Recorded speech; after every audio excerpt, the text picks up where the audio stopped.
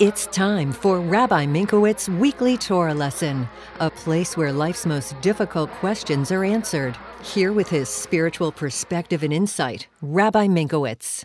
Welcome to this week's Torah lesson. This week's Torah portion is Parshat Behar.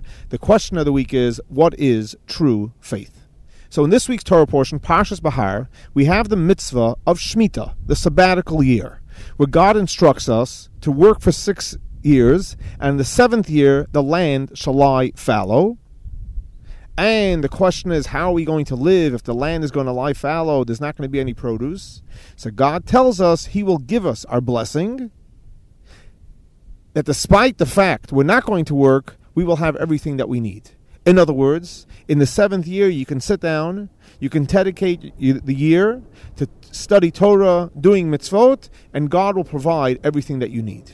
So the question is, does God want us to work, as He does for 6 years, or does God want us to sit home and study Torah and do mitzvot, as we do in the 7th year? And the Rebbe explains a phenomenal idea, that ultimately what God wants from us is to realize that all our blessings come from God. That means the years that we're working, we should realize even though we're working, but the success in the work, the blessing is coming from God. The year that we're not working, we see it in reality.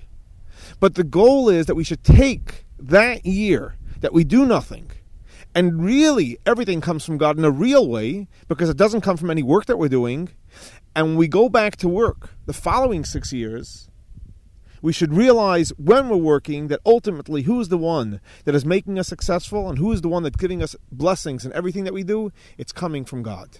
So to answer the question, what is true faith?